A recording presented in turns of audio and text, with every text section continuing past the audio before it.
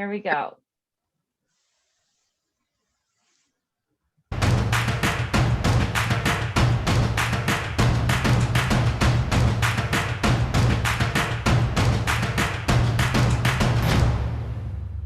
Hello and welcome to Two Girls, One Pod. I'm Melissa. And I'm Crystal. And tonight we are here with Steph Beck from Platinum Fitness and Kaizen Theory. Is that right, Steph? Yes, that is correct. All right. So Steph, tell us a little bit about yourself. Who are you? Who am I? That is a question. It's a deep question. Well, I've been in the fitness industry and or supplement industry for about 13 years. I've always had an interest in health and wellness. So I've always found myself in this industry, just no matter what, I just kind of stay here. Yeah. But as time goes on, I'm kind of evolving into who I was meant to be. And I think we'll touch on this a little bit. But I've really found that I'd prefer to help people in a more profound way rather than just like, here's a meal plan. Yeah. So I found that throughout my journey that I feel like my purpose is really to help people find their purpose and their own health and wellness. So that's a bit about me. I love that. Love it. You own Platinum Fitness. That is a gym here in Newfoundland. Mm-hmm. Yeah, we have 2 locations. I am the sole owner now. So I have 2 locations, one in Torbay and one in CBS. And I recently started Kaizen Theory, which is an online database membership company, which I started last year, basically because of the pandemic. Right. So yeah, let's get into that. So where did your idea for that come from? So Newfoundland, we hear about COVID-19 and nobody's scared of anything because, it's never going to get here. We're an island, blah, blah, blah. And then all of a sudden, fucking lockdown and everything shut down. Everything shut down. And you run a gym. So of all the places that people were afraid to go, I think when this first started out, the gym was probably like Top. up there. Yeah. Right. So what happened when the shutdown order came? Like, where'd you go from there? Well, basically panic was that in first, but like really what hit me second was the fact that people have been robbed of a lot of things that they rely on to keep their mental health in check. Mm-hmm. So the gyms and their therapists, like me and my fiance couldn't go see our therapist. So I realized like people are in dire need right now. People don't have the typical things that they have to go out and help them. Like going out to get my hair done is self-care, right? Get a pedicure, that is self-care. And when you can't do all these things, that can be really scary. So, and I said to my fiance, I said, I know that mental health is going to be an issue. Suicide rates are going to be an issue. So I want to really get out there and make talking about struggle and bulimia and addiction, all this shit normal. Yes. That's because really it's a huge problem. I mean, like I know personally, like me just going to the gym is like an outlet, regardless of what else is going on in my head. Like I have to get there to clear my shit out. That's just how it has to go, right? Like I need it for energy. Too much going on up here. Like I feel I'm somebody who was always for years naturally energetic. And I don't know if that was because I worked out or if I worked out because I was energetic. I don't know if the chicken or the egg came first. But I was always energetic. And now I find that like if I have a couple of days where I don't do even just going for a walk, but if I stop moving, I get so tired and then I get mentally drained. So I get angry. It kind of ties into itself, right? Yeah. Get super angry and like pent up and like just take it all out of my husband mostly. Yeah. Yep. Like, that's not good either. No, exactly. And with Kaizen Theory, like that's what I really wanted to help people understand is why your body feels off when you're not active, why you feel reactive. So I started talking about these things as to why we are the way we are. And like when we're not utilizing energy physically, we do get pent up and we're kind of wasting our energy mentally. Even on a stupid thought, like we all have stupid thoughts, like wake up and think like, oh, I'm a fat slob today. Oh, I'm not as pretty as this girl. I don't have as nice hair as this girl. right? We all have those thoughts, but if we feed into it, we can get so drained and create a story in our minds and become really reactive and take it out on people we love. Yeah, definitely. Kaizen Dairy is that space where like you kind of make sense of things, whereas like, yeah, okay, I've had mental breakdowns over the renovations of my gym. I had multiple fucking breakdowns where I thought I would have to turn myself into the Waterford. Let's normalize that. Yeah. Let's normalize that. Like, I coach a lot of moms who like, they're like, Steph, can we do a call right now? And they are on the verge of a fucking meltdown.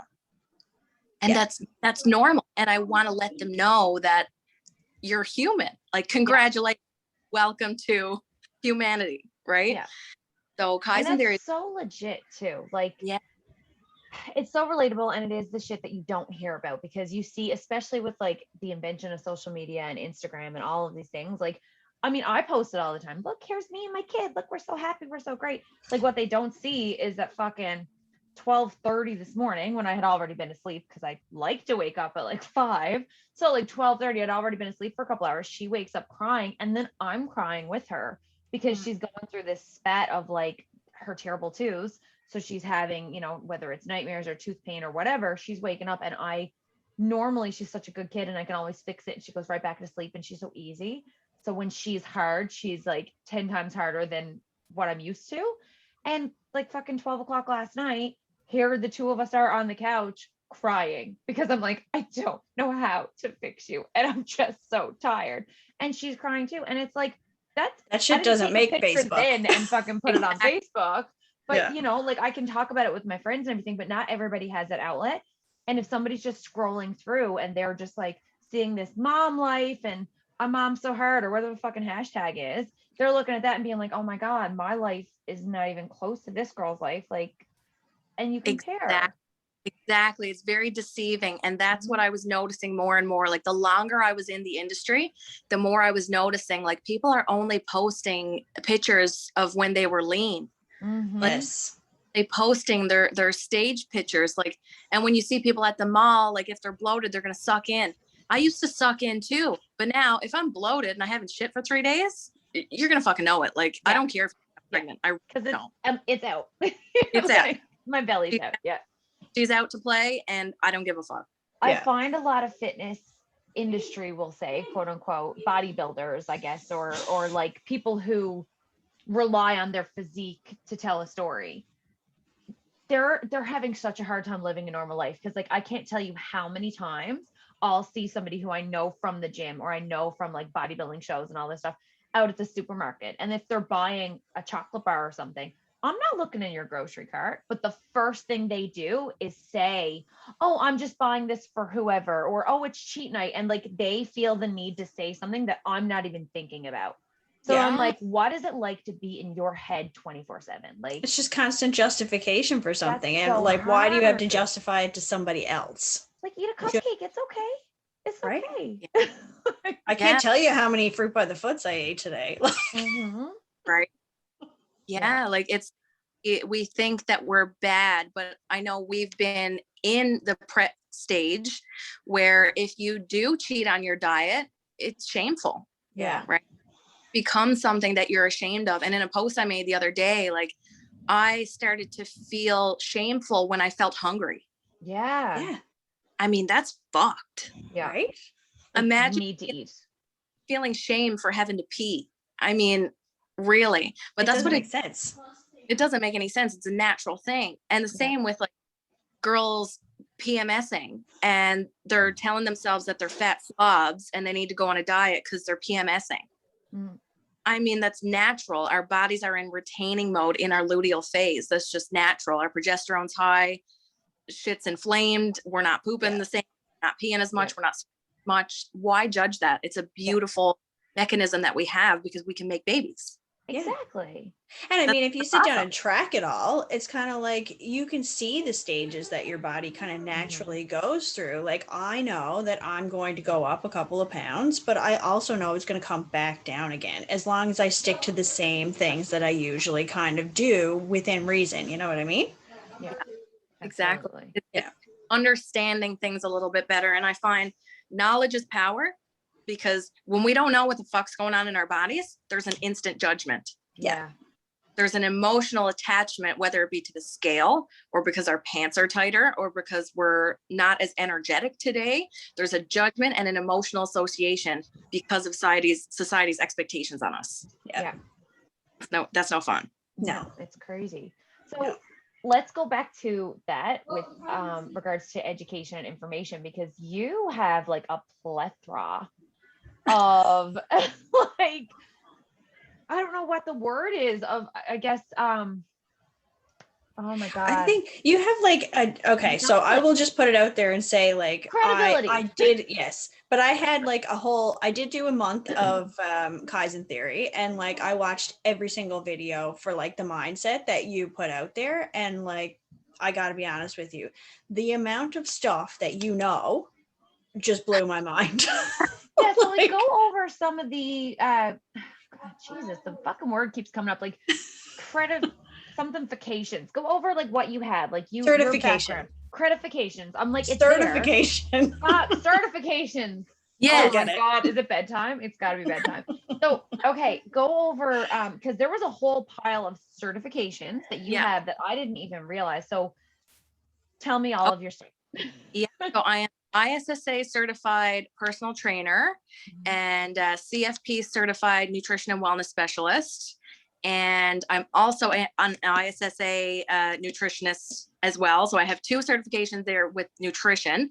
I'm certified in hormone balance because I've always been so obsessed with hormone balance and being a competitor and fucking up my hormones so much. Like I needed to regulate myself. That was one of the things that I was like, I heard that you said something about being certified with hormones, and I was like, that I feel is so necessary for somebody, especially women, that you're in, that like you're coaching people, because you understand it on just a whole other level than somebody who's like, hey, I work out a lot and I know about diets, so let me train you, because that's what a lot of trainers have become.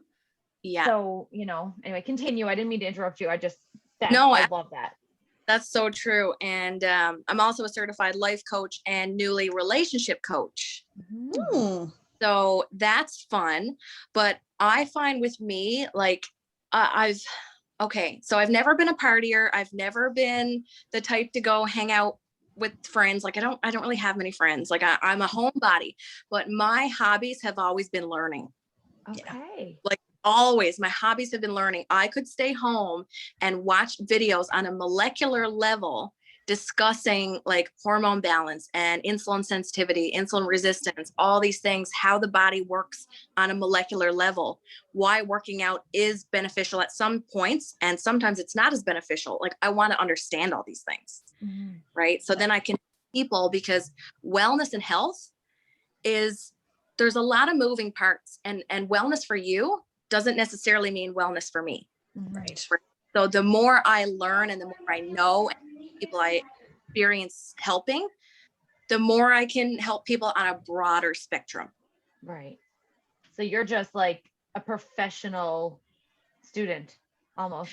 Yeah, I always want to learn. And I'm always like, even today, I watched Thomas DeLauer, or whatever, however you pronounce his name, and just different doctors, neuroscientists, like neurosurgeons. The more I learn, and I find, because I'm so interested in it, I'm a sponge to it. Yeah. Right. Now, like history class, I mean, fuck that. Anything. But I've always had such a fascination in the human body and psychology and how it works, and behavior and our thinking habits. I mean, I wrote a book about that when I was in grade 11.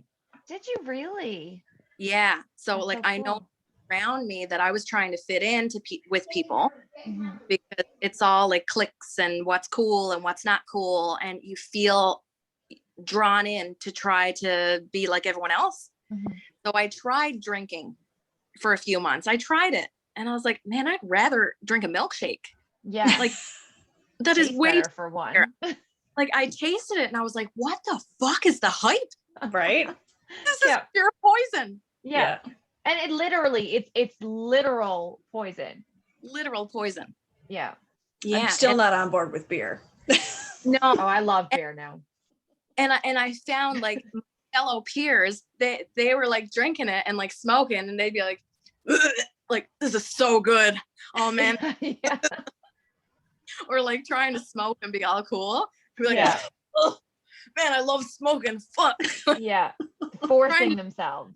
Forcing themselves to like it. And then after time, you're habit training, and eventually you do like it. Right. Yeah, that's right. Yep. Right? Because you're telling your brain, I like it. I like it. You can make yourself like shit. You can make yourself enjoy rocks. Yeah. Our brain it takes in all these messages of what we're telling ourselves. Like if we can take on a different dogma and religion in the matter of a very short period of time, because if we believe it so strongly and we want to be a Buddhist or a monk or whatever, we can take on that identity. Mm-hmm. Yeah, that's true. We're creatures of habit, and our brains learn and become habitual learners. So like what becomes normal is what becomes safe. Yeah. Yeah. And people stick to their habits because they're It's used easy. to it. Yeah. Yeah. So that's why a lot of people don't change, and a lot of people stick in bad habits because it's too hard to change. Mm-hmm. Yeah. Yep, I can see that. Yeah. And it is like me and Crystal have read like a pile of books about like habit forming and habit stacking and how to stop bad habits and change them into good habits and everything. And that's exactly what it is. Like it takes so much work, but we don't realize that everything you do, like putting on your sneakers in the morning, like what shoe you put on first, what side you go to, like that's a habit. Yeah. All that stuff, like it's habitual, right? So yeah. And even deeper than that, like trauma, a lot of people don't like to use the word trauma because they're kind of like feel like, oh well, I wasn't away in Afghanistan, so I don't have trauma. Like I don't want to step on anyone's toes. Right. But trauma Right. to me is my trauma. right. It's subjective. Subjective, exactly. That's the word for it. And your trauma to you, we may have been in the exact same situation. Like me and my brother were both bullied as kids, Mhm. but I took it in a sense that like, oh wow, like me, they hate me. I'm awesome. I must be amazing, right? Yeah. My brother, he took it as like, oh my God, I'm an alien. I'm so weird. I'm just, and he just barricaded himself in the books and can't make eye contact with people. So we went through the same thing, but we internalized it differently. Yeah. Mhm. Right. So that kind of stays with us for the rest of our lives, even like colic babies. I should have told you I can talk for hours. You guys We love are- it. Go. But like colic babies, generally they hear more negative connotations than good babies. They hear, no, stop, be good, stop, Mhm. right? These are negative connotations. So they're more suppressed in general throughout their lifetime than babies who are good, because they hear more positive associations like, yes, good baby, that's good. So that's actually pulling more of them out of themselves, so they feel more comfortable to express who they really are. Wow. That makes complete sense though. Jesus. Right? My Deep mind dives just went, here. It's really, I need to call up every mom friend I have right now. Like, yeah. And I work with a lot of moms, and a lot of moms who have teenage girls. mhm, so important. Oh my God, the stuff that goes on these days. Oh, fuck. Yeah. Like I'm trying to have a baby for the last year, Mhm. and I'm nervous. I mean, Oh, especially with girl. COVID on the go and like just the way things are going, they would not be in public schools. Fuck that.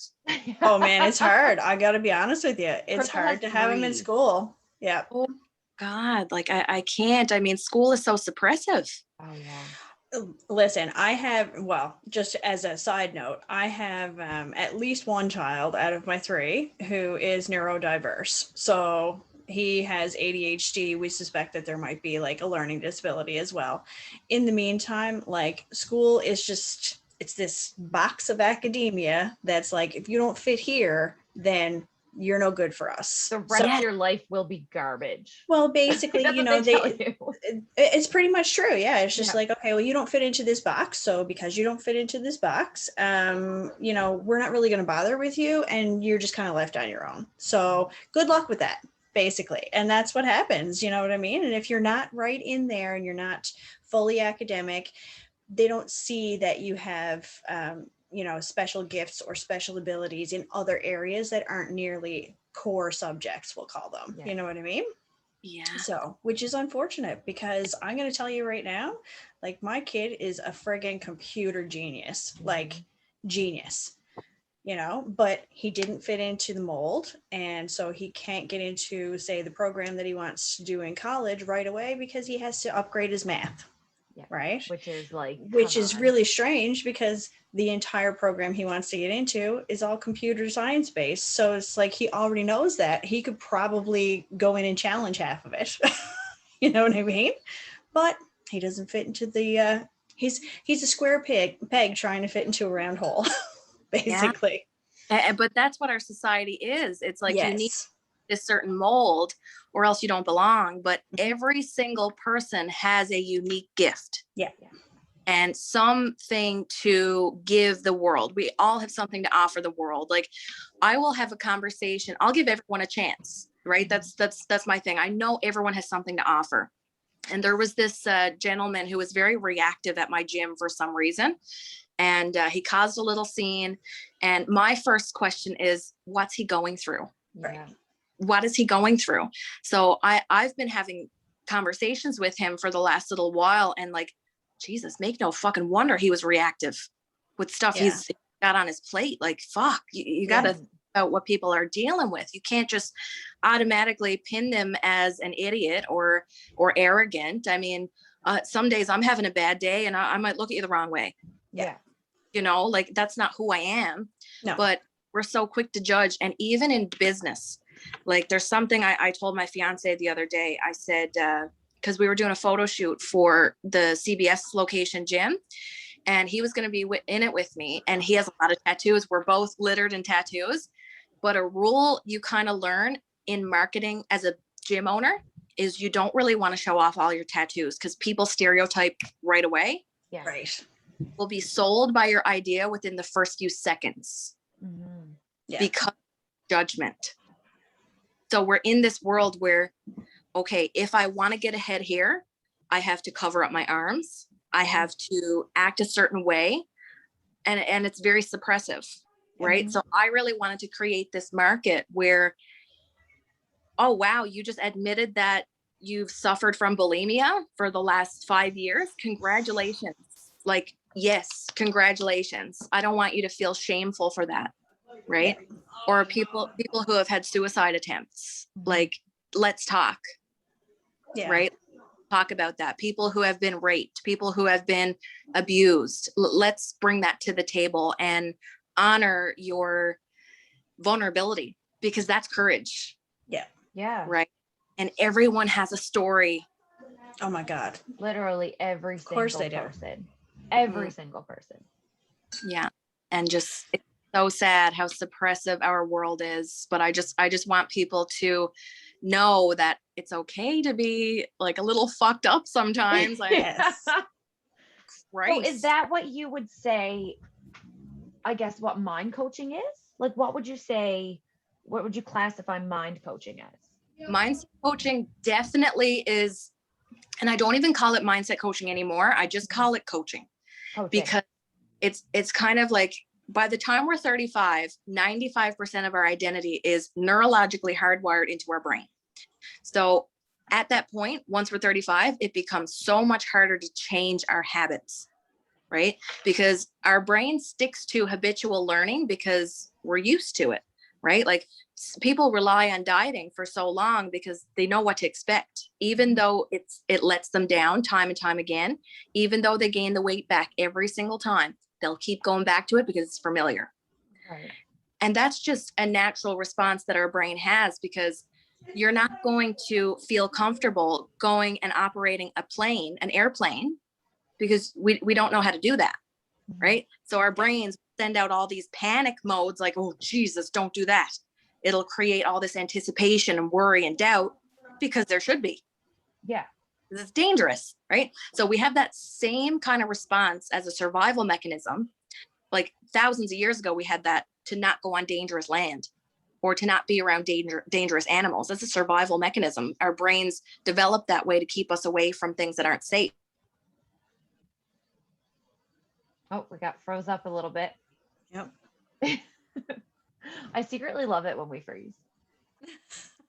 For anybody still listening, Steph is currently frozen. I'm going to pause our recording.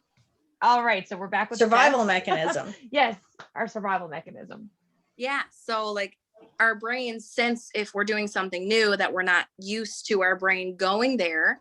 So it'll send out warning signs and say, don't go there. So that might keep us from doing public speaking. Mhm. That might keep us from not hitting snooze and going to the gym. So now it's keeping us from doing a simple little task, Right. right? Because we are creatures of habit. So we're so used to anticipation and worry and doubt. Whereas the world is literally handed to us on a silver fucking platter. We can go out and create a company any day. We just learn how to get rid of that anticipation and worry and doubt. And that's what I help people with. Okay. So is that part of the Kaizen theory experience, or is that like a separate thing, or do you do both? Like, is it like, okay, Kaizen theory will give you all of these tools, but then like, do you do one-on-one coaching? How does that work? Yeah. Kaizen theory is essentially, it's two things. It is a membership system, and I do post coaching content on there and learning content on there too. So I help you how to rewire your brain, and I post different learning content from people like Mel Robbins and Joe Dispenza, who actually help you with different tools and tricks to use to reprogram your brain. I've got to pause you there for a second, Steph. Not physically pause, but just like jump in, because, and I don't want to take away from your business, because I think that it's absolutely phenomenal. But even just following you on like social media platforms and everything, I've gotten so much like I know Crystal has tried Kaizen theory and she has been raving about it. Yeah. But even before then, so I didn't sign up just yet. I've just been following along, and I honestly myself, I'm like thinking about things differently just from the free things that you post. So I can imagine what you get when you pay for it. Like, yeah. So I had to jump in there because I'm like, girl, I'm already learning a ton. Like, yeah, that's what I want to give. Like, I want to first help people think differently, because they're so used to doing things a certain way, and they're so used to following certain people on social media who are always going on a cut. Like, hey, on a cut, like normal. Like, why do you need to go on a cut? Yeah. Why? Like, just have a lifestyle, right? Yeah. Why should it be this thing that it's like a trade-off? Yeah. Right. I'm either living or lean. Yeah. Yeah. Why can't you kind of live and be fit and be healthy? Right. Like, sure, I would have loved to have had shredded abs, but my body doesn't function well there. Yeah. No. Right. It was fighting there. Yeah, it was fighting me back. So like I would fight to be 96 pounds and my body would shoot up to 150.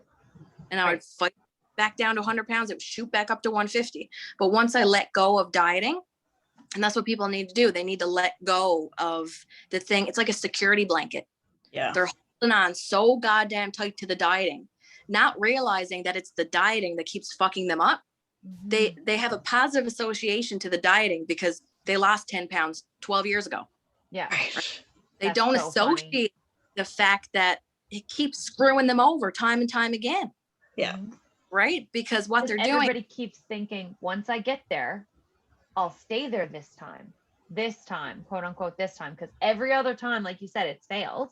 But so what's going to make this time different? You know what I mean? Like, and I have it this time every week. Oh, every Monday. Yeah. Today I'm going to start. Today is the day. What happens there is because they're blaming themselves. They don't blame the diet. Right. They'll never step and actually see that the diet is the one with the dagger. Right. Yeah. They're the problem. They think, oh, well, it's my age. It's my upbringing. It's, oh, my husband has nachos every fucking night. It's his fault. Yeah. No. Or I don't have willpower. It's never the diet. It's never the diet's fault. Right. Yeah.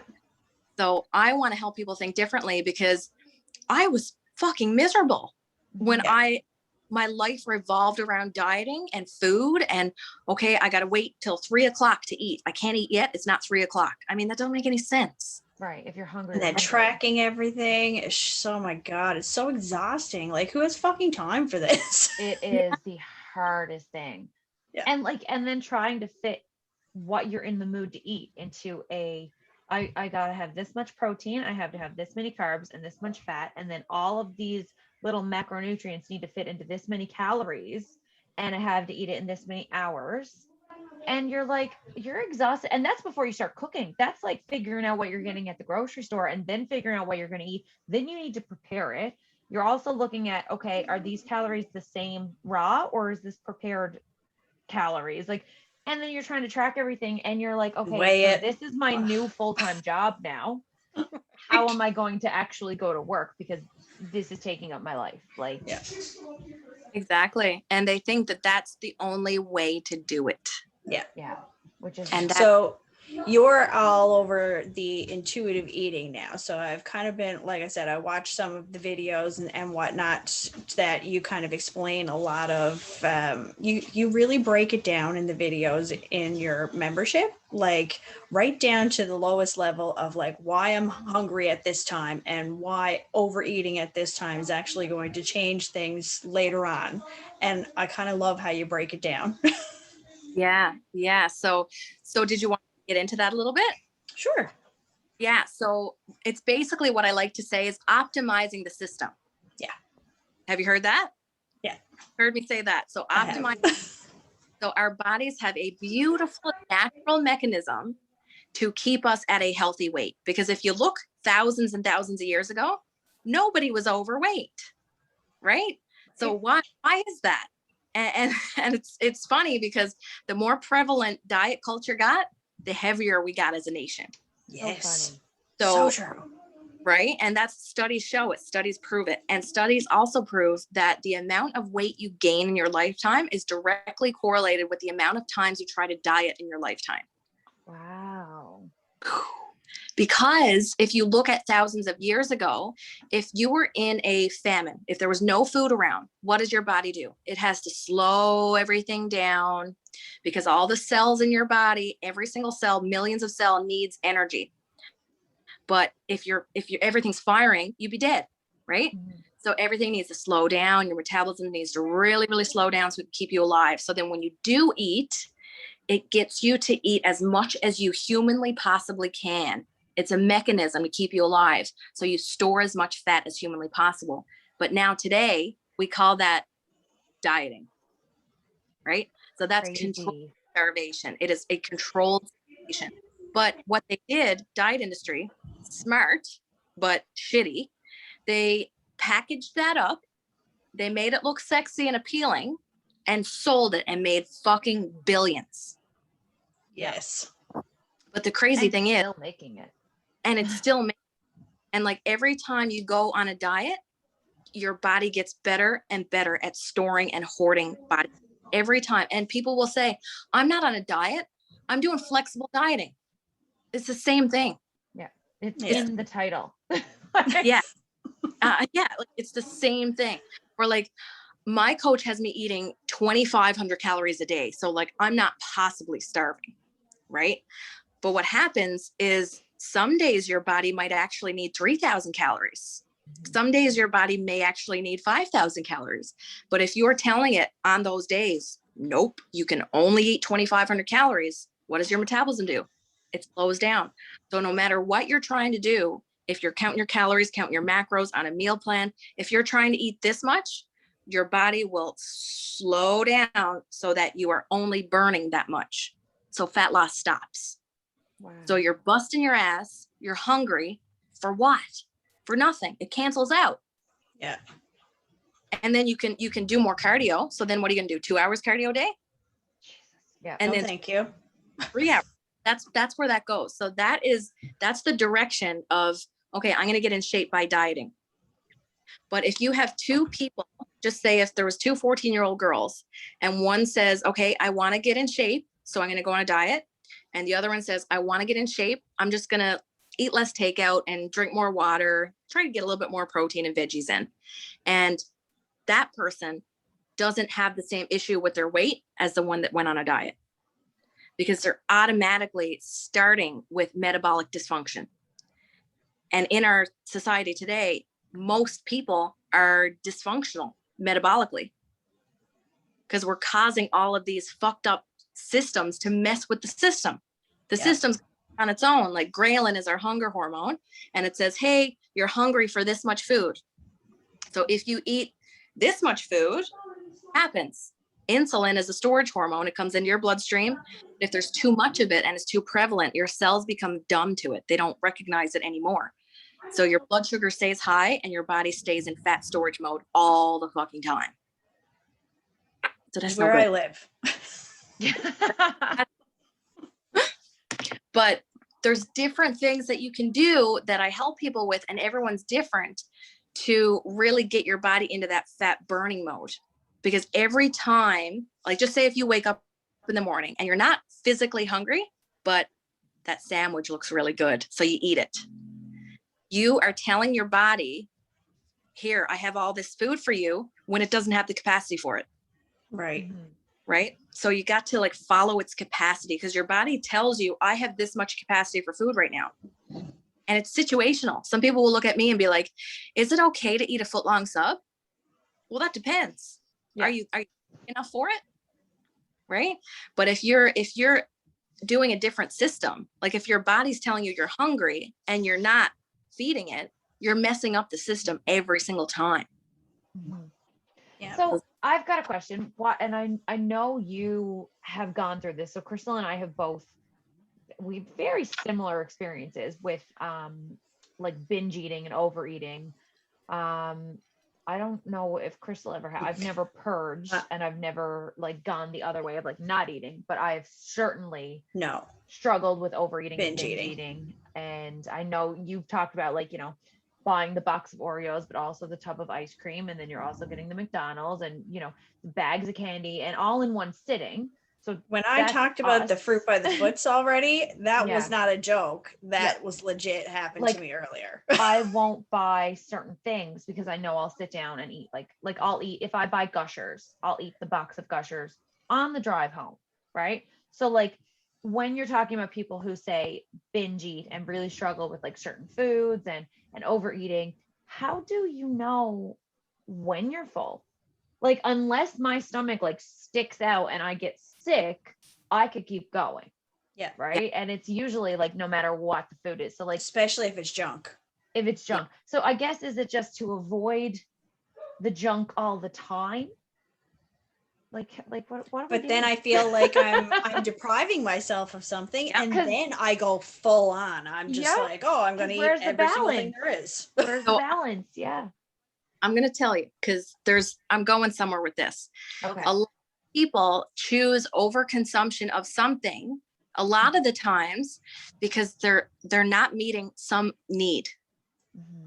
Right. So like I was so obsessed with food in my life before I made a full 180 to my life, because I was not fulfilled in my life. Right. And I wasn't expressing myself. I wasn't saying what I need. I wasn't getting what I needed. Like we all have different needs. If you look at the basic needs, like people need more affection than others. Some people need more someone saying good job, right? Or someone needs more help than others. Someone wants to feel heard. But if you're not meeting your needs, there's a void, right? So maybe you don't feel sexy enough.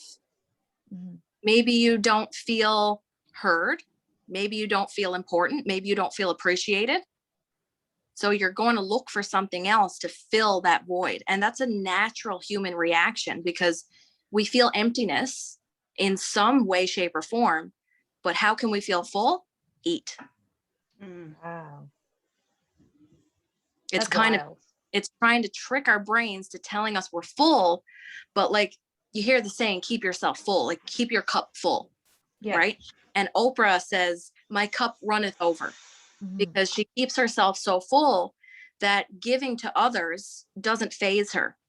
When I was training people like in person, I was at that time in my life, in my situation that I was in my life, I just wasn't happy. I was miserable. I was feeling like I was trying to fit this certain identity that I needed to be, that I wasn't. So I just felt like Steph was just gone. Steph died. Steph was completely dead. If you look at pictures of me, my eyes looked like a corpse's eyes and my smile was fake. I wasn't open. I wasn't vibrant. Like I was rotted and fucking irritable and pissed off all the time because I was being myself. Right. So like everything would piss me off. So any bit of anything that I could feel, I would go for it. And filling myself with copious amounts of calories and making myself feel sick made me feel full as fuck. Right? Yeah. But it made me feel worse. But until I started actually saying, and it took my mom getting sick with lung cancer in 2019 and passing away for me to actually step back and say, I'm not being Steph. I'm not being who I'm meant to be. And I should know this because when I was 15 and I tried that beer and I didn't like it, I got a sense inside of me saying, you're not being authentic. So I stepped away from it. I stopped having any friends. I just stayed home and played World of Warcraft and wrote poetry all the time and wrote a book because I wanted to. Right. Right. Why at this time in my life did I not listen to that? Mm-hmm. Our gut tells us the most important information. Our gut is our immune system. And you ever walk into a room and there's a bad person around and you just get a bad feeling? Mm-hmm. That's your gut telling you that someone in the room is not good for you. You need to either change your coping mechanisms or change your environment. So your gut tells you things. So I wonder to myself, I said, why did I ignore the fact that I'm not being authentic? Because I went on autopilot. And that's what happens to so many people is they just get in this flow of autopilot that they don't question anything anymore. They just settle. Like they're not happy at their job. They're not happy in their relationships. They're not happy with what they're doing to themselves every day, but they just stay there because it's normal. Mm-hmm. But when go ahead. No, you go ahead. But when mom passed away, I said, fuck this. Like I need to think about things differently. Life is too short. Yeah. Like Crystal, we were talking about that like last week actually on the show because self, but we were saying like, you know, when you were a teenager, you were just like very much like you knew what you wanted, you went after whatever, you didn't give a fuck about what anybody thought. But then we move into our 20s and we were all just kind of like we had to fit into this mold again, you know, where it's like, oh, you're supposed to do this, you're supposed to do that. So if you're not doing that, there's something wrong with you then. Right. So we think too much about what everybody else was thinking about us, which is why we end up being unhappy about it, you know? Absolutely. I was saying to my husband just before our call, actually, because like I've been feeling, and me and Crystal talked about this for a while, I've been feeling really on point lately, like with my purpose and like I'm vibing at another level and I'm feeling very authentically Melissa. And I didn't realize that I wasn't myself until I started to become myself again. As fucked up as that sounds, I'm like, I don't even know how to explain it. But what did it take to get you there? Probably the pandemic, I think. Okay. Honestly, you know what? I think thinking back on it, because I did touch on this earlier tonight, because I was saying that like I'm in this place now where I'm starting to feel like my teenage self, but in a good way. Yes. Right. And I think like I was talking to him and I think I pinpointed. There was a book I was reading. It's called You're a Badass. I think I was talking to you about this before, Crystal. I love that book. Wicked book. I don't even think I finished it, honestly. I started reading it after I had my daughter. So Scarlett just turned 2. After she was born, I had a lot of like postpartum anxiety and postpartum depression that I don't think I realized I was going through until I was already in it. Right. Because I wasn't prepared for it. What I was taught to look out for as postpartum depression was not what I was going through. Because it is not something, it's the box. It's not something that fits in the box. It's so broad. So I was going through it, didn't really realize I was going through it, but I was reading this book at the same time. And like during her naps and everything, I'd sit down and I'd read it. And there was a quote in it, and I've read it in a couple of books since. And it basically said, what would you be doing if you won the lottery tomorrow and you did not need to worry about money for your lifespan? Like you didn't need to worry about money. What would you do with your time? Like, would you be working the job that you're working? Would you be doing the things that you're doing? Would you be saying the things that you're saying?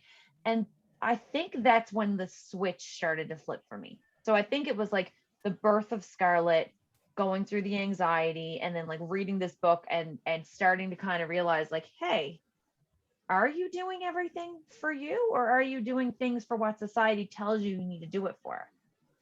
And for the past 2 years, honestly, I've been on this journey. So I don't know if it was fucking coronavirus or the baby or all of it together, but like I think it was me and Crystal started up this podcast. That's when I really started to feel like, okay, we're on to something. Like, Yeah. you're moving. Yeah, that's beautiful. And I feel like a lot of people started to find themselves with COVID. Mhm. Yeah. People either Absolutely. direction or another. People went really, really bad, or started to actually step back and reevaluate things. The people that lost their jobs that they've been bitching about for years Mhm. probably looked at it as a blessing in disguise, Yeah, absolutely. right? And maybe they actually took a different route, Yep. because kind of having to step back and take a different route makes us rewire our brain differently, so we actually start having a choice again. Mhm. And you talk about, Crystal, that period of time in our 20s where we're trying to fit in again. Yep. It's almost like another transitional phase. So like first in puberty, that's a transitional phase, right? And it's like we're not sure who we are, so we just do what's easy and do what's expected of us. Mhm. And then in our later teens, we start to kind of come into ourselves a little bit. And then 20s, that's another transition. You're expected to go to university. You're expected to meet someone and settle down and start having kids and have a career and all this stuff. Whenever there's expectations, it kind of pulls a little bit of yourself away from you. Yeah, definitely. Absolutely. Yeah. You're not open to just find out who you are. You have to be told at that Yeah. point. Yeah. And women have such a harder time with that, because women are naturally more suppressive than men. Men are more expressive. Like if they're mad, you know they're mad. If a woman's mad, oh, she don't really want to step on anyone's toes. She's a bitch. She don't really want to like cause any confrontation or anything. So she just keeps it inside. Mhm. But a man, if he's mad, you know it. Yeah. Right. So But we're also judged differently too on that We platform. are. Like if I walk, it's so funny because we're in this like thin line with my daughter right now. She's a little, I call her bossy pants. She's bossing everybody around. And I said to my husband, I'm like, it's really delicate because I don't want to tell her not to tell me things, not to tell me what to do, because I want her to feel like she can order people around and explain what she wants and what she needs without having to feel like she needs to be like, it's almost like this thin line. Like I want her to be polite, obviously, and respectful, but it's like also how would I treat a little boy who was doing the same thing? Like You want her to be assertive, but not aggressive. exactly. So it's like we're in this thin line because she's also 2. So I'm like, can you please stop fucking telling me to get up so you can sit in my chair? Like, because that's what she's into right now. But you know what I mean? Like it's this thing because women, if I walk into a room and I'm the boss and I have to tell you, like, let's say selling your house. If I come in and I'm like, okay, so Steph, you got to paint the walls this color, you got to get rid of this, you got to throw that in the garage, whatever. I'm coming in and you're like, geez, she's, she's a whirlwind, she's a bit of a bitch or whatever. A guy comes in and tells you to do it, and you're just like, okay, yeah, he made some great points. And yes. it's a double standard, it's a societal thing, but we've got to work harder at it. Yeah. And that's huge. What I found in running a business is that my business partner at the time was a man, and me as a woman, when I'm trying to tell workers things, they don't listen to me. They didn't take me seriously, but the men, they would. So I experienced for so many years, my ideas not being heard, my opinions not being respected, and I didn't matter. My voice didn't matter. Yeah. But I found the more I started standing up for myself, because women are it's almost like sit down, shut up, and be a good girl. Yep. Right. Do what you're told. And as society is still kind of like thinks of like the man of the house. Who's the man of the house? Who's the provider? Yeah. Right. I run this show. Yeah. I'm more of a provider in my house. That's fine. That's okay. If the woman makes more money than the man, that's what's wrong with that. That's wonderful. Right. Yeah. Right. My husband guns for it. He's like, yes, please. Make more money. Keep going. Yeah. I mean, that's empowering. But like the more we actually start to become that identity, the more people start to believe it. Yeah. But when we don't quite believe it ourselves, it's like we're not sure enough. And if 2 people are in an argument, the person who is the most sure will always win. Yeah. And if you ever watch Big Brother, Like I watch Big Brother. I'm obsessed with Big Brother. Girl, We're obsessed. Okay. Love you guys. we do a Thursday bonus episode. So every Friday is a new episode of this podcast. Every Thursday we do a bonus content where we just talk about Big Brother. Yeah. Oh my God, I love you guys. Yeah, like we're recording tomorrow night for this Thursday. Okay. So you guys you're gonna follow me on this. Yeah. But the person who's the most sure, like, do you remember, oh my God, what was his name? He ran the whole house and he had tattoos. He was full of tattoos in the American Paul. Yes. Yes. Yes. He was the most certain. He was so certain, but he didn't win because it was obviously an emotional jury. But Clearly. he deserved it the most. He was the best player. So whether both times. Yeah, both times. And he was robbed of it both times. Yeah. But the most deserving because he was the best player. Why? Because he was the most certain. Yeah. He didn't waver. He wasn't like, I don't know. Because if you're in an argument with someone, or if you're trying to strategize with someone and you seem like you're a little not sure, people aren't going to listen to you the same. No. Yeah. They're going to be like, true. I don't know about this girl. And Victoria in this one. Yeah. She was very, very sure of herself. Yeah, and she was. Got away with everything. She Oh did. my God, so good. Yeah, right. I still hate her, but anyway, that's a whole other story. Oh yes, Crystal could not stand her. We had quite a few laughs. Yeah, because I loved her. I'm like, this I girl's loved deadly. her too. Yeah. I just was so sure of herself. Yeah. Oh, I love that. Honestly, I did. Like, I thought she was great at playing the game and whatnot. But anyway, I digress. Crystal just didn't. Their personality. You know what's funny, Crystal? So Crystal didn't like her personality on screen, but I honestly think if you had to meet her in real life, you'd be best friends. Because she had a lot of melissivity, we'll call it. Like a lot of like, she did a lot of stuff that I was like, she reminds me a little bit of me here. Like she could replace a couple you. Of things she did, yeah. And Crystal hated her, and I was like, girl, you just hate her because you like her that much. Like in real life, you'd love her. Oh, but the people that are more sure of themselves are the most captivating, the more believable, and you follow them and you listen to them and you trust them. Yeah. And I don't know if you guys have heard of Sarah's Day YouTube channel. No. She says, act confident and no one will question you. So true. It's true. It's so true. It is. I was watching, what was I watching? Modern Family.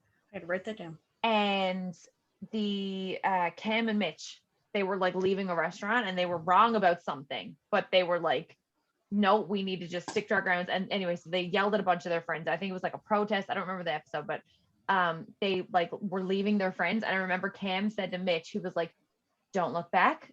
Being right is 95% confidence. And they just kept going. And I like whatever you just said, it triggered. I was like, I remember that because I remember thinking he's not wrong. Yeah, it's true. It's so true.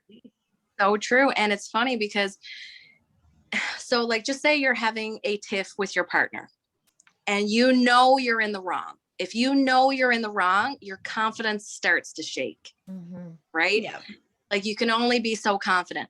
But when you can kind of see things clearly and you know that you were the one that was wronged, you don't get reactive. You don't freak out. You're just like, no, you stick to your guns and you don't waver on it because you know and you're confident. Yeah. And eventually, hopefully, they end up listening to you. Yeah, they see it the same way. Yeah. Right. But if you end up saying, oh no, you're right, that's you caving when you know you're right. Right.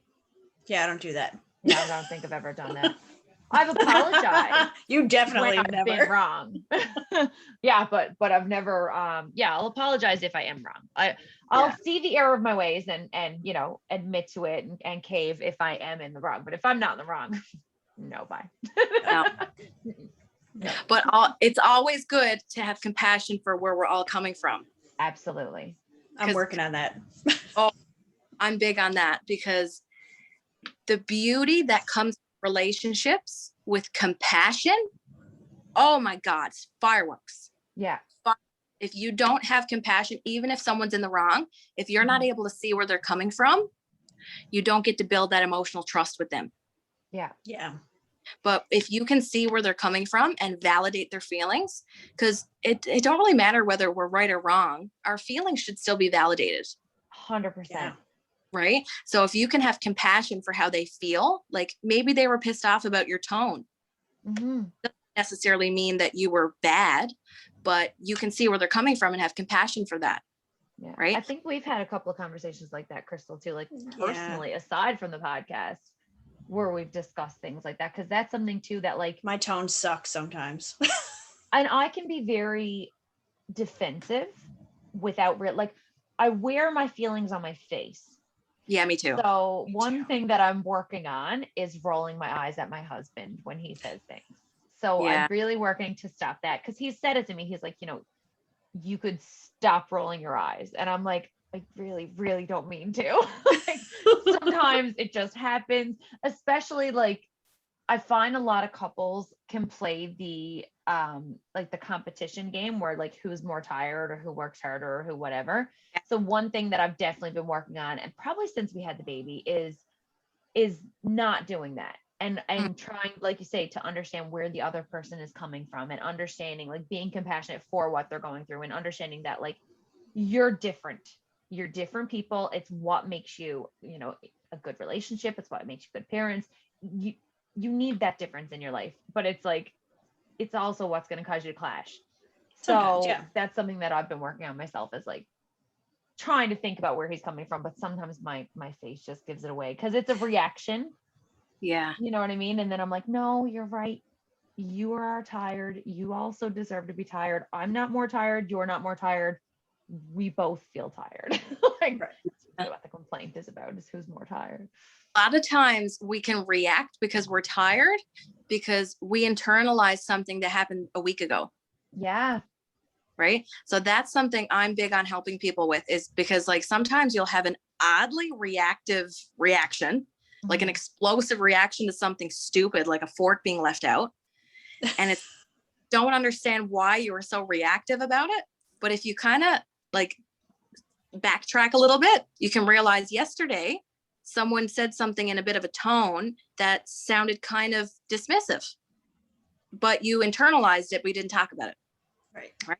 So now me and Shane practice that whenever we feel or think anything that we attach ourselves to, because we can think and feel things all the time, but if we don't attach ourselves to it, it's gone. But if we attach ourselves to it, maybe you thought your partner was looking at another girl or something stupid. We all have those thoughts. And if we don't say it, we take it, we add it to our emotional baggage. So if something happens that we don't like, it could take the littlest thing to tip us over the edge, and that's coming out. Yeah. Like guns blazing, bulldoze. And then you have a bulldoze approach. So if you're bulldozing someone, what are they going to do? They're going to put their defense up. Yeah. And those back. And then you're back and forth, back and forth. So that's when we're kind of stuck talking a different emotional language. Right. Because and that's what happens to a lot of couples when they go to like marriage therapy. When it's too late, it's too late. Yeah. I've been there. And when it's too late, you get stuck in this same cycle of fighting, and you keep saying the same things. You're saying the same things. He's saying the same things, and you can't get out of it. Yeah. You're speaking a completely different emotional language. And that's what our therapist kind of had to get us to recommend, like get us to realize that we're doing. So there are certain things now that we don't do. If I hear him say, yeah, but you do that too, I will say, I'm not being involved in that conversation. Right. I'm not going to be involved in that conversation. We don't do that anymore. Right. That's something we don't do. And you can never, ever hit below the belt. Never. If you hit below the belt, you are doomed as a relationship. Yeah. So what do you mean by hit below the belt? Like, I think I know what you mean, but just to clarify. Like, what kind of a mother are you? Yeah. Right? Like, stuff like that. Something that really, really hurts. Yeah. Right? Because everybody's got something. Yeah. Everybody. It's like, I'm angry, so I'm going to say something about you that's just a deeper personal level. It has nothing to do with what I'm angry about. I just want to piss you off. Yes. So hitting below the belt is something you never, ever do. We've done it. I'm not going to lie. Oh, we've all done it. We've all done it. And my dad said to me one day, he said, do you guys hit below the belt? And I said, yes. And he said, you're fucking doomed. And so my he went through a really bad divorce. He's seen it. He's seen bad relationships. Hitting below the belt is a no. You don't do it. So if you feel like it's starting to go in that direction, no, time out, step away. We don't go down that rabbit hole. That's not going to work, because you need love and compassion. And how can you even feel intimately comfortable with someone who called you a stupid whore the day before? Yeah. You're not. That there are some things, like they always say that, you know, you could say you're sorry a million times, but once the words are out, they're out. Yes. And when you've said it, that's been said, you can try to repair the glass, but there's still going to be little chips in it, you know, like you're not going to put it all back together after those words are said. So like, there's some things that you just got to bite your tongue and breathe, you know, like, do you believe in space? Like if somebody is in an argument, I'm the worst. I will admit it. I am the worst. If we are arguing or I'm mad about something, I'm like this. And anybody who's listening and can't see me, I'm just like, I just talk and talk and talk, and I jab at him, and I will push him until he pushes back. Like if I'm pissed off at my husband, I will just go for him. And he doesn't react well to that. Then we blow up.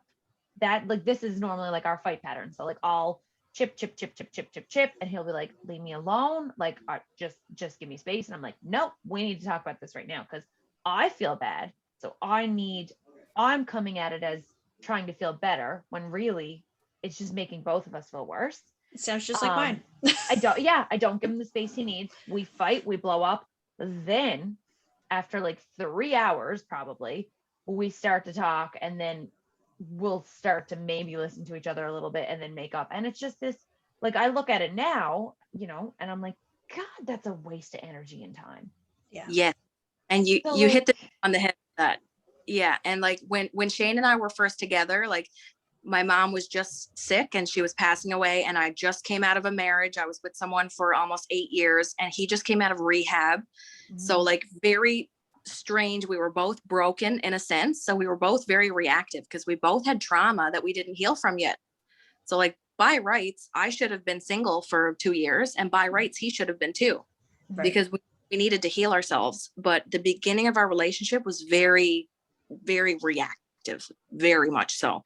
And we said mean things to each other, and I like got out of the truck. I left. I went to my dad, all that stuff that happens in blowouts. And since we started seeing each other, we went to therapy right away. And that's the best thing that we could have ever done. And I really, really suggest that therapy is not a time when it's too late. Yeah. Too late. I think everyone in a new relationship should start with therapy, because you learn about their traumas and how to work with their traumas, right? And what they need. Maybe they do need space. Right? You learn that. But if you want to argue this way and this way only, it's not going to work. No. Right? So I had to learn to change how I approach things. He had to learn how he approaches things too. Yeah, for sure. Right. So we had to kind of like, after we'd hit a wall and think like, fuck this, we're done. Like, fuck this, I'm not doing this shit anymore. We're done. And then we'd have a breakthrough. And then we'd kind of learn each other a little bit better. Like, okay, that's a trigger for you. Or that's a trigger for me. Or I feel dismissed when you say this. And we've actually, like, I've pretty well fully healed from my traumas. He still has a few final things, and he's open about that. But being open about your traumas and what you have to heal from is so important, because if that's on the back burner, like, why do certain things make you so mad? Right. If you don't know why, you're never going to stop. And if you do stop, it's going to feel like you're just suppressing yourself. Yeah. So you got to find out the why. And that's what we really, really, really dove into, was the whys. Like, why am I so hurt when I feel like I'm being manipulated? Oh, it's because I was manipulated in the past. Right. Familiar experience. So if you feel like you're being, or just say if you had a childhood where you were abandoned, if you feel like you're being abandoned now, you're going to lose your fucking shit. Right. Because that holds such a big part of your heart, and it broke you so badly before, right?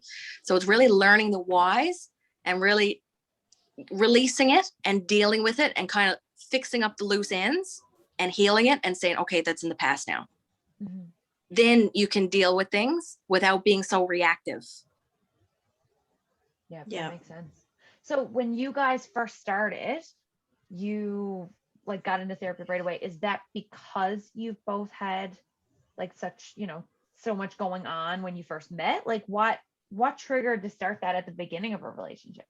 Is it So what him coming out of rehab, he went away to BC and it was Sunshine Coast and it was amazing. It was the most amazing experience he had. And he kept on the therapy, like kept on it. He had an occupational therapist once a week and a psychologist that he saw once a week. So he kept up with that. And then I started to go with him. Okay. Nice. That's essentially how that happened, because I wanted to learn about his addiction. Mm-hmm. And I wanted to learn about how to deal with him in his recovery. And his psychologist took me on like as if I was his own client. So we got to deal with my trauma too.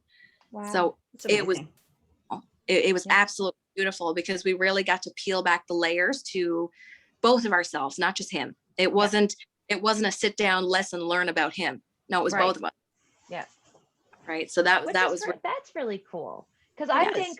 think me and a couple of my girlfriends have talked about this before, where we're like, everybody should just be like therapy should be the same as your family practitioner. Like it should just be something that we all go to. Because I really feel like, especially like older generations, like our parents' generations, there are people who like you hear therapy and you just don't want any part of it.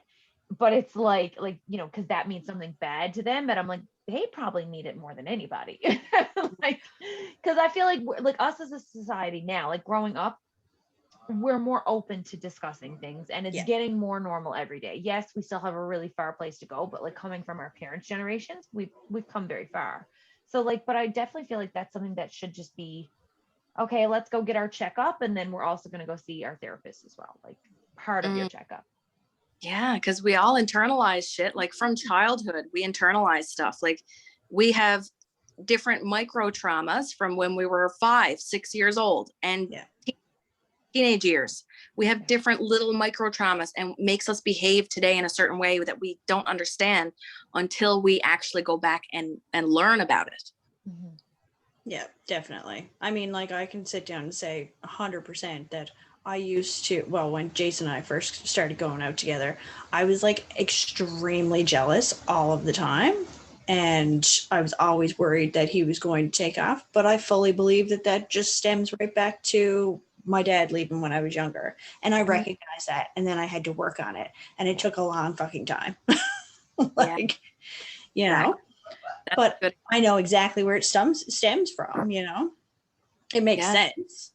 Yeah. And even like my insecurity with Shane was like, if we went, like, if he didn't look at me, like if he didn't seem like tantalized by me, I felt good enough. And that for me was, I was the first girl to develop boobs when I was like 10 years old. Right. So I always kind of sexualized in a way. And I always had men looking at me, which gave me some sense of like, I'm enough, I'm sexy, I'm pretty, I'm wanted, I'm desired. Yeah. So now if I'm in a relationship and I feel like I'm not wanted and I'm not looked at and desired and sexualized, I can feel like I'm not sexy. Right. Yep. So that I have to work on. And that's something I only peeled back recently. We're always peeling back layers to ourselves. And that's the thing, is when you feel like, oh no, I'm done, I'm fixed, I'm healed, all done. There's no such thing. That's arrogant. Yeah. We're always a work in progress. Yeah. So one thing I do want to ask you, because I just fucking loved it. I made a note, favorite Steph Beck quote. That's your brain being a cunt. Yeah. So you were doing an Instagram story and you were talking about, I believe it was PMS and cravings or stress and cravings. It was something to do with food. Yeah. And you were like, no, that's not real. Like, that's just your brain being a cunt. Can you explain what that means? Because I was so fucking impressed. I was like, that is the best quote ever. So actually, like, there becomes a part of us that naturally becomes self-sabotaging, whether it be because of diet culture or drug addiction or something becomes self-sabotaging in us. That's kind of just the way we are. Mhm. But over time, that part of our brain kind of puppets us around, right? So whether it be based out of shame or fear or doubt or insecurity, or you're not good enough, or you're fat, or you're ugly, or nobody loves you, there's a voice that develops from that. And with my clients, I name it. I name it Oisis, which is a Greek goddess, the Greek goddess of misery, depression, and pain. Mm. So that is the voice that puppets you around, because deep down to your core, you're acting out of fear or something. If you're not acting out of love and authenticity and bravery and courage and vulnerability, you're acting from a negative place. So when your brain comes in and says like, oh, you shouldn't eat that, oh my god, you shouldn't do this, that's your brain being a cunt. That's fucking Oisis being a bitch. I love that. Love it. Like, that made me so happy. I was like, we need to talk to this girl because Right. that's on our level, Crystal. Yeah, 100%. My brain's Just always being a cunt. Reel you back in. And like with my one-on-one clients, I'm very big on like changing your path to not being sabotaging anymore, being self-serving. So waking up and like, what do you need today? What will make you feel good? Not just waking up and being like, okay, how can I help the baby? How can I help my husband? How can I help everyone else? You're going to just be given from your scraps. Ask yourself, ask your inner child, what do you need today? Yeah. What makes you feel good? But when they're on that path, they still have that brain being a cunt, reeling them back, being like, I don't know about that. You don't deserve that time to yourself. Why are you getting a back? Oh my God, you should be ashamed of yourself. You're a mother. You don't have time to have a back. You have to do this. Yeah. This. No time for yourself. But it's like you can't pour from an empty cup. Like No. you have to fill it. Exactly. You know? Yeah. I love that. Another quote that I absolutely loved you say was that if you're focused on eating, you're going to eat. But if you're focused on living, your body is going to tell you when it's hungry. And that is something that, because, you know, coming from diet, so Crystal and I have both done bodybuilding competitions. We've been dieters for years. We've been in that, you know, I've got to eat. I've done, you know, every 3 hours. I've done intermittent fasting. Yep. I've done counting Keto. calories, macros, keto, fucking all of the diets. All the diets. But when I heard you say that quote, like if you're focused on food, you're going to eat. If that's all you're thinking about all day long, then of course you can't wait to eat it. You don't know if you're hungry or not. You're just focused on the fact that you can or can't eat this food. But if you're focused on living, I started doing that. So I would get up and I'm a hungry in the morning person. I'd get up, I'd have breakfast, or I'd feed the baby or whatever. But then I started noticing I was going longer periods in my mornings without eating. And then there were some days I was like, oh my God, like this morning I was there and I was working. I was like, oh my God, I'm starving. It's gotta be lunchtime. And it was like 10:02 or something like that. Like I had just eaten and I was like, I better get an apple because I'm hungry now. But like I was working. I was focused on life and living, and my body told me that I needed food. Yeah. And that's what happens. That's the way it should be. Like when we're babies, our bodies tell us when to eat and tell us when to stop. We're not thinking about, oh God, I can't wait to get that milk from that tit. Jesus Christ. Right. Yeah. We're not, right? So society over time and diet culture trains us to be so fixated on food. And I mean, really, thinking about food starts the digestion process. Smelling food starts the digestion process. Tasting food already started. Yeah. Right. But your body will tell you when it has the capacity for food.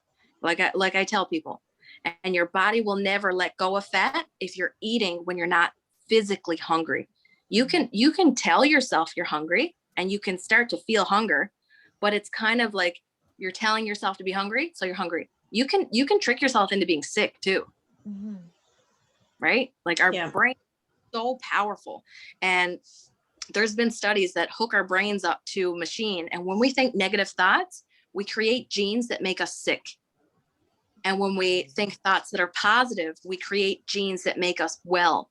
The entire genome system is absolutely phenomenally interesting, but our thoughts generate what's going to go on in our body. So if you tell yourself food, your body's ready to eat. Mhm. Let it tell you when it's ready. It'll know. It got your back. Don't worry about it. Go focus on your gardening or whatever you like to do. And I think we kind of get groomed for that, like right from the start too, because like even when you go to school, you have to have your breakfast before you go to school, so you're not hungry when you're there, because when you're there, you get a break at recess, you get a break at lunch. Those are the times you can eat. You can't sit and eat at your desk if you're hungry. And it's like, so you like at 5 years old, you start learning that you have to eat at certain times, and then it moves into, you know, when you're a teenager, and then when you're an adult at your job, you can. So like for me now as an adult, like I'm self-employed to, for more or less, I guess, to say the least. Like I have a company that I work for, but I create my own hours. I do what I want basically, right? So I can eat when I want to eat. So it's easy for me to say, okay, I'm going to eat when I'm hungry. But like somebody who's at the office or has to be on the phone at certain times or whatever, it's really hard because you're like, okay, well, I've got a lunch at 1, but I'm hungry at 10. How do I sneak a snack now? Am I going to get in trouble? Like, you know, we still have like a lot of things I feel like we should change. Like kids should be allowed to eat if they're hungry at their desk. Yeah, well, I mean, school in general is suppressive. Mm-hmm. Yeah. Right? Like it's just so many things are suppressive, and with parenting, it's almost like we got to be careful with what we're saying, because it can be interpreted in a certain way that comes across as being suppressive. Mm-hmm. Right? Like, don't play with the dresses, Jimmy, because you're a boy. Yeah. Well, what if he wants to play with dresses? Maybe it's a phase. Maybe it's not a phase. Let him figure it out. Let him do it. Maybe he could be the next fucking Tom Ford or like big designer. Like, why does it have to, you know, like, and I mean, the beautiful thing is, like, our gut tells us what's right and what's wrong for us. Each individual person has different inclinations. We have different inclinations on when to eat, how much to eat, because that's how much we need. We all have a different metabolic fingerprint. I can't follow the same diet you're following, and my metabolism is going to be different tomorrow than it is today, and it's going to be different next week than it is today. So I can't follow certain protocols just because it sounds right, because I have my own specific metabolic fingerprint. So telling people when to eat, when not to eat is fucking with the system. Yeah. Exactly what you're supposed to be. And exactly what you're supposed to be is exactly what feels right. And when it feels right, that's how you know you're going in the right direction. Yeah. Well, I mean, anybody I think I've ever known who was quote unquote like naturally thin or small or whatever, whenever you talk to these people, they never think about what, like the people who are Never always worry been about it. naturally thin, they're eating Mars bars when they want to have a Mars bar. Like they're not obsessed with food. They eat when they're hungry, they move their bodies, and then their body goes the way that it's supposed to be.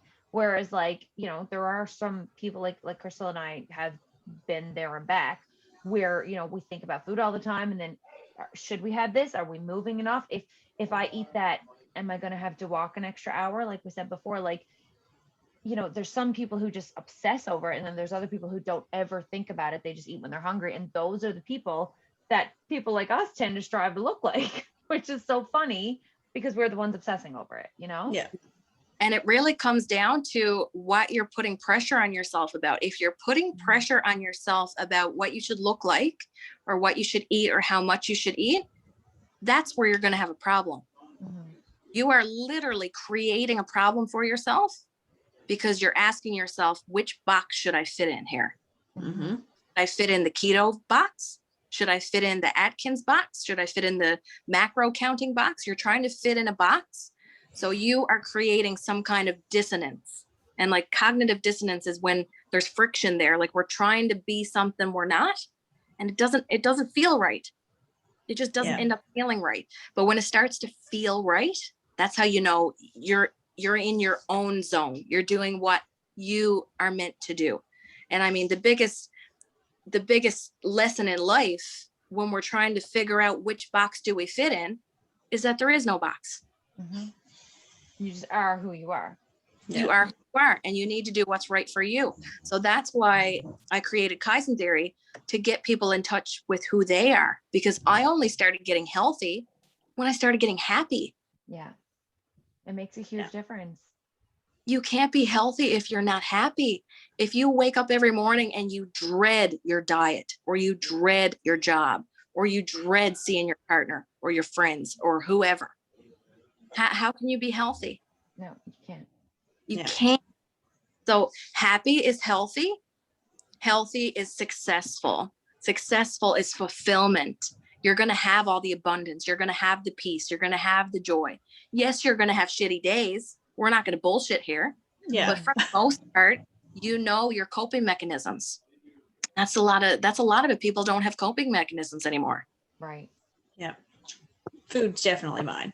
That's me too. Always my problem. Like, and I'm sure that I could probably trace that pretty far back to childhood somewhere along the lines too, where it was just like, oh well, you know, oh you're feeling a little sick, you don't want to go out with dad this weekend, well how about I'll just stop at the store and we'll pick up a treat.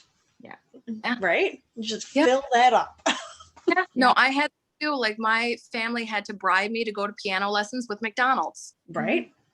I would only go, but my biggest takeaway with these sorts of things is, number one, serve yourself. Ask yourself what you need, what you really need. Do you need a break? Like, are you going to the gym because you think you have to go to the gym? Like, I don't remember the last time I worked out. Last week, I don't know. I got a bad back. I'm not going to work out. I got a bad back. I'm not going to make it worse. Right. So it's like, my body right now needs rest. Mm-hmm. Like, I need to chill the fuck out. So I had some edibles last night. I got high as a kite. I ate some Eggos. Like, fuck it. That's life. Yeah. Right. I'm not going to be like, no, Steph, you got to go to the gym. You got to burn 1,000 calories. And then that'll back better. Yeah. No, idiot. No. Yeah. You're going to make it worse. What do you really need? Maybe you need a nap. Yeah. Give yourself some grace. Yeah. And like, self-care doesn't have to be elaborate. Self-care can be going to have a nap. Yeah. Absolutely. Fuck yeah. Take that nap. I'm going to learn that one because I'm still working on it. Yeah, Crystal, we had that conversation too. Man, we've touched on a lot of stuff. Crystal doesn't nap. I don't know how to nap. I don't nap lately, but it's more so, anyway, I won't get back into it. I have nightmares, like nightmares when I nap. So I just I'm like, no thanks. I'll wait. I'll go to bed early tonight. Yeah. And even little things like, what makes you feel good? Like, I had a client the other day and she was like, I feel really good today. I'm like, what did you do differently? She was like, I washed my hair and I curled it and I put on some makeup. Well, do that. Yeah. Yeah. I was talking to a friend of mine recently, who's going through a little bit of postpartum anxiety and depression. And I told her that back when I was going through it. So I said, one of the things that I found would help me every day. Like, I wasn't leaving the house, but I would get up when the baby would go down for her first nap. I would jump in the shower. I would dry my hair and I would put makeup on. And most days I was still in sweats. And if I felt like I wanted to, I would dress up. I would put on normal clothes. And like, my husband would come home and he'd be like, where'd you go today? Like, you're all dolled up. And I'd be like, nowhere.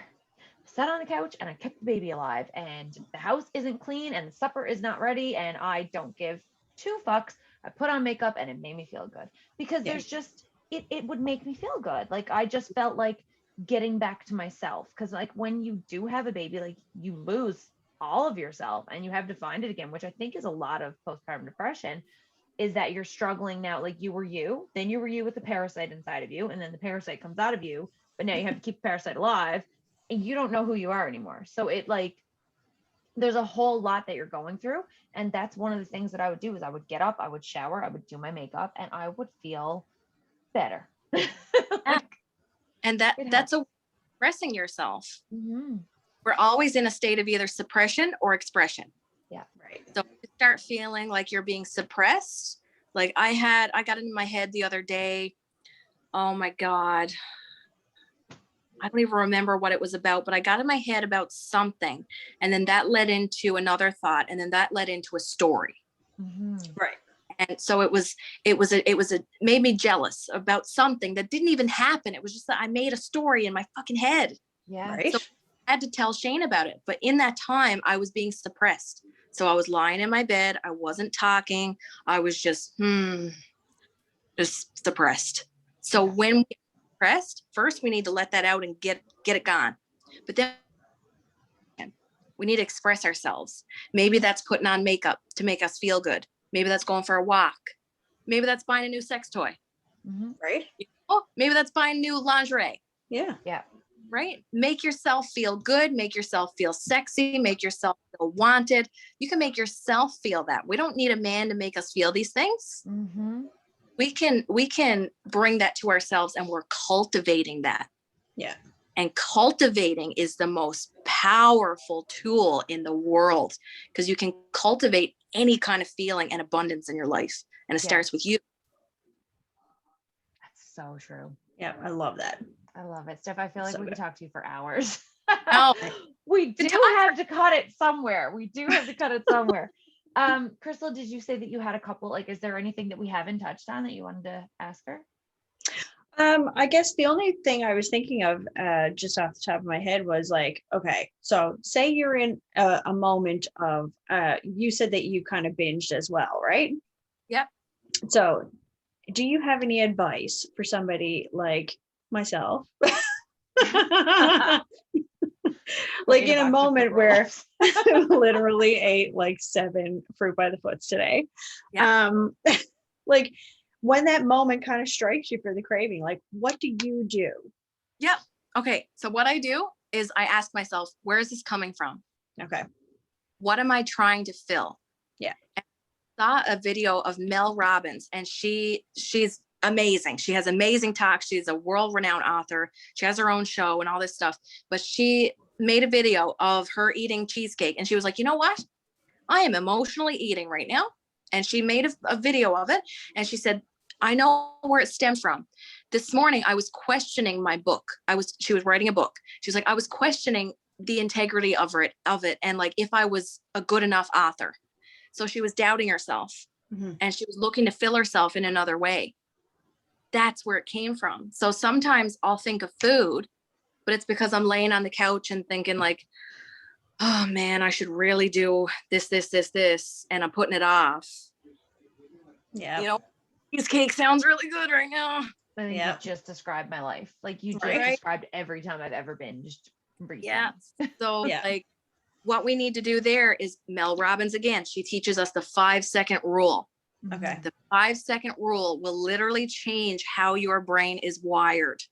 We live most of our life in our subconscious mind, in our limbic system. It is our animal brain. It is impulsive. It is reactive. It is jealous and all that shit. But we feel ourselves start to slip back into our subconscious mind, and our brain being a cunt will reel us back in there. When we feel that about to happen, we need to 5, 4, 3, 2, 1, act. Because we can't change how we feel. We can't change our triggers, but we can always change how we behave and how we think and what we focus on. So if we get a thought and it's like, you're no good, or you got way too much shit to do, or all this stuff, just get up and start doing something. Yeah. Just get up and do something. And productivity starts to get your prefrontal lobes firing, which is the driver. You don't want to be stuck back here. This is where we're lazy. Okay. This is where we're sabotaging back here. So when you feel yourself start to slip back, oh God, I'm going to reach for the fruit by the foot or fruit roll up or whatever. 5, 4, 3, 2, 1. Let's do the dishes. Let's go. Yeah. Productivity. It's getting your prefrontal lobes firing, which is the adult in the room. Right. It's so true. This is the adult in the room that knows right from wrong, that knows what's going to make you feel shitty, that knows what's going to make you feel good, that understands goals and strategy. And consequences. But when we're back here, we don't think about consequences. What are consequences? Definitely was not thinking of that. So we need to do 5, 4, 3, 2, 1, jump into the act mode. Yeah. Do something different. Then it rewires the brain completely. That's so smart. Yeah. Yeah, we need to do I've that. been in like many positions. Like I'll sit down and be like, oh, I want to eat. I binge eat cheese strings. Like you know, the food that no adult should ever eat, and I play with it, like I full on string it, and I'll have like 7 or 16, whatever's in a pack. But that's the thing, it's usually right before bed, because I'm in that like in between part of the evening, and it's more habitual, I think, at this point than anything. But I'll go Yes. to the fridge and I'll look at it and be like, I want this. No, no, no, I'm gonna go. So then I'll go take off my makeup. And then after I take off my makeup, okay, I'll brush my teeth now. And I mean, you don't want to eat cheese after you brush your teeth anyway. So I'm usually good then. But like, I'll find that if I do change it and start to do something else, then I can like, because I'm not hungry. So I'll usually get rid of that craving. But now some other times I'm like, I'm going to have 7 cheese strings. But And work in on those, it. try to really check in with yourself and ask yourself, are you trying to resist it? Right. Because what you resist persists. Okay. You're telling yourself, don't binge, don't binge, don't binge. What are you going to do? Binge. Yeah. It's like, don't think about a cow. Right? You're going to think about a cow, right? Yeah. So what you resist persists, and what you focus on grows. So instead, take it back to serving yourself. What makes you feel good? Do your skincare routine, whiten your teeth, do a little extra. Don't just brush your teeth. Why don't you whiten your teeth? That makes me feel really good. Mm-hmm. Right? This extra little thing, you're investing time in yourself as opposed to filling a void. Right. You're filling yourself. Gosh. See? Jeez, like we really could go, like we're gonna need to start paying you at this point. Okay, one final question. Crystal, was that your only one that she hasn't that touched was on? it.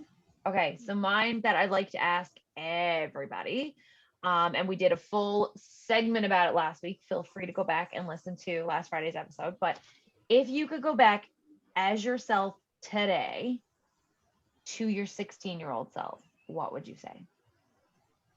I would say keep doing what you're doing. Love it. Love it. That's how I felt like when we discussed it. I was like, because it took us I didn't. but it's so funny because I always talk to our guests, whoever we talk to. And I actually went so far as messaging a bunch of people that I just know, like people on Facebook, people I went to school with, people I haven't talked to in years. I like randomly message. I was like that person in your inbox who's like, hey babe, how's it going? Like you haven't talked to them in 10 years. I just started messaging people and I was like, if you could go back today and talk to your 16-year-old self, what would you say? And they're like, the fuck? First of all, why are you messaging me? But I just got so wrapped up in that question and obsessed with it. So we would ask everybody, but I always put people on the spot. And then when it came time for me and Crystal to talk about it, it took me Crystal, fucking like 4 weeks. But by the time the 4th week rolled around, when we were actually going to record about it, my answer was exactly what you just said. It was, and I think what it was is that I'm more aligned now than back when we first introduced the question at all. Yeah. And that was what I said was just stay in your mind frame that you have now. Yeah. And like, even though I lost myself along the way, like I lost myself for almost 8 years, I wouldn't change it because I wouldn't be grateful. I wouldn't be this forgiving. I wouldn't be this loving and compassionate and wanting to help people as much. I wouldn't be as present.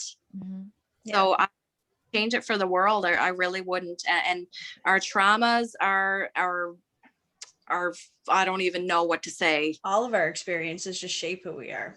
All of who we are. Really, really, it's true. Yeah. You live or you learn.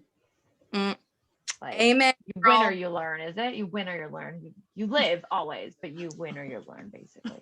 Amen, girl. But no, I wouldn't fucking change a thing because I'm happy and I love where my life is going. And the biggest thing is that I'm not closed off. I'm open, I'm vulnerable, I'm authentic, and I'm ready to learn more about myself. I'm not done. No, that's good. No, exactly. Yeah. We should never be done. No, always strive for more. Keep learning, keep doing, keep growing. Yeah. Yes. Amen, girl. Well, thank you, Steph. We really, really enjoyed having you on the podcast. And it's probably not going to be our last time because I feel like we've got so much more to say. I could talk for hours. I'm not joking. Right? All right. Well, keep you for hours. Before we sign off, let's give you a plug. So Platinum Fitness, you want to go over where the locations are again? Yeah, so Platinum Health and Fitness, we have 2 locations, 292 Conception Bay Highway, which we just did a full gym renovation. It looks beautiful. Good. Super new and improved. And Torbay Road location is 1339 Torbay Road. And if you're looking at becoming a Kaizen Theory member, head to www.kaizentheory.org and you can become a member under Become a Member, or you can get a one-on-one session with me or a package under Shop. So check it out. Perfect. And where can people follow you on social media?